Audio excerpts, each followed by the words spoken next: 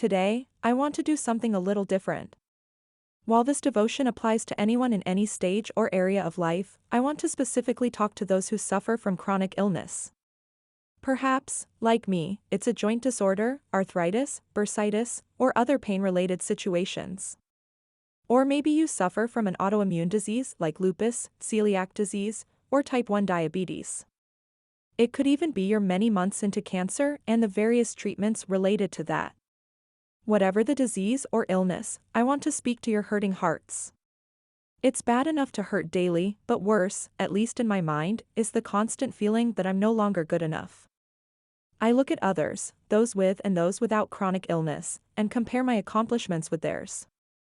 For example, do you know that some women with joint disorders are still able to maintain an immaculate home and have delicious home-cooked meals on the table every night? Not only do I not enjoy cleaning, but the simplest act of wiping down the counters can cause pain and even joint dislocation, not to mention the damage caused by more strenuous work like cleaning the bathrooms or running the vacuum. So, I compare and feel I'm not good enough in housekeeping and cooking. It's not easy to see others skipping through the day with seemingly boundless energy while knowing it took every ounce of strength I had to get out of bed and get dressed this morning. Not only do I compare myself with others, but I also compare myself with the me before the chronic illness. I catch myself saying things like, I used to be able to. And then I sigh when I recall how I can't push myself for more than a couple of days without paying a hefty price. Of course, this leads to a negative train of thought. I used to be a good wife, but now I'm not good enough.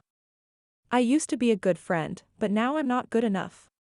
I used to be a good Christian, but now I'm not good enough. I used to be able to do so much for others, but now I'm not good enough. Fortunately, God is with me during these times, whispering in my ear, my child, how good is good enough?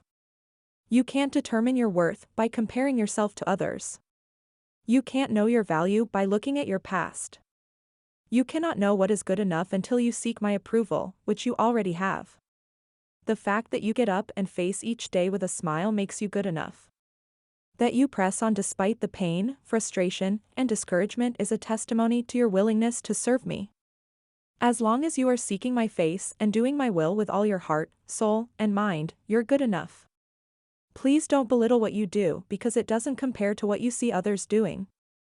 They're walking a different road and bearing a different burden. If you're giving your all, I can ask for nothing more, for I do not ask of you what you cannot give. Lean on me, child, and I will be your strength. Don't let anyone, especially yourself, make you feel inferior or less than. You are you and can only do what God has called you to do.